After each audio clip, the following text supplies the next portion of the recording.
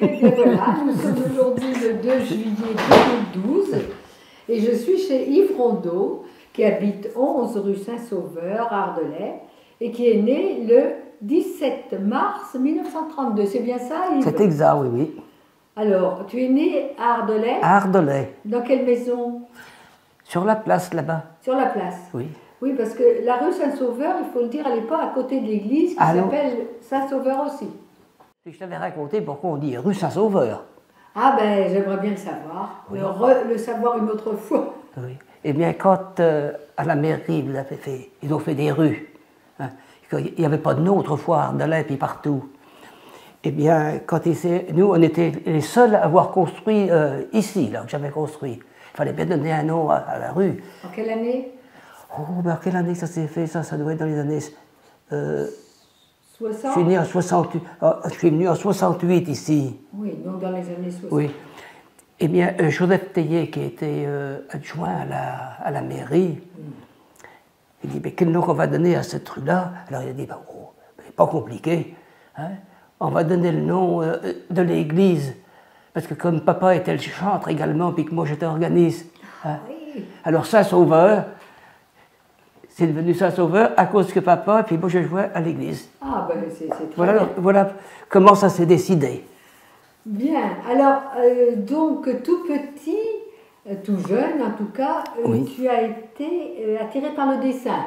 Ah oui. Tout jeune. Tout jeune, tout jeune. Et tu dessinais quoi à l'époque? Oh, moi je dessinais, je regardais sur des modèles, je dessinais des papillons, des fleurs, des choses comme ça. Et alors, ta profession, elle a été choisie un peu en fonction du dessin? Ben, je voulais faire quelque chose pour du dessin, mais à l'époque, il n'y avait pas les écoles, mettons, de mode ou de, comment on dit, de désigner, puis tout ça. Oui.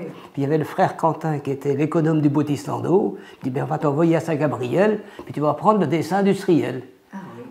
Mais là, ça m'a surpris, parce que le dessin industriel et puis le dessin... ça changeait.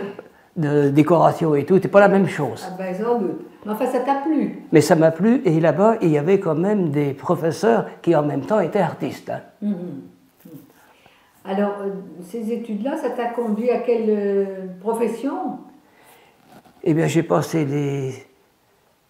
les brevets de dessinateur, comment ça s'appelait à l'époque, le brevet industriel de dessinateur. Je l'avais passé à Poitiers. Oui. Et puis après, je suis rentré dans la construction navale, comme dessinateur. Oui, et à quel endroit? Alors j'ai commencé par aller en stage à La Rochelle pendant 4 mois. J'ai eu le plaisir de connaître ce que c'était que les grèves à l'époque, c'était en 1950. Hein. Je suis rentré le 2 janvier 50. Hein. Et puis au mois de mars, il y a eu des grèves. J'ai eu le plaisir de me faire bombarder à coups de bombes lacrymogènes par la police pour nous dégager des bureaux où on travaillait. Ah oui. Et puis ils ont fait un grand lessivage, ils en ont balancé pas mal. Puis un jour, moi, ils m'ont annoncé que j'étais nommé à Paris. Bon, donc c'était la même boîte? La même boîte, et puis je suis parti à Paris, avenue Liénard. Et là, tu y es resté? Mais j'y suis resté 2 ans, jusqu'à mon service militaire. Bon. Alors, comme j'étais inscrit maritime, que j'étais à une compagnie de navigation, eh bien, j'étais pris d'office dans la marine. Bon, alors tu as passé combien de temps? J'ai eu le plaisir de passer 18 mois. Alors, j'étais ce qu'on appelle en subsistance. J'étais sur un bateau en construction qui s'appelait le De Grasse. Et puis, mon rôle, nous n'étions pas compliqués, nous n'étions que 5 matelots, avec 5 gallons. Hein? Et notre but, on était tous qu'on sortait de la marine des bureaux d'études. Hein? C'était de faire le montage et le démontage des pièces, des moteurs du bateau en construction. On nous donnait les plans d'exécution, et puis on faisait des plans pour que par la suite, quand ils voulaient faire l'entretien et tout, alors c'était un boulot agréable. Et c'était basé où? Alors on était à Brest. À Brest. Et comme il était en construction, il fallait bien qu'on couche quelque part. Alors c'est là qu'on était 6 mois sur un bateau, 6 mois sur un autre.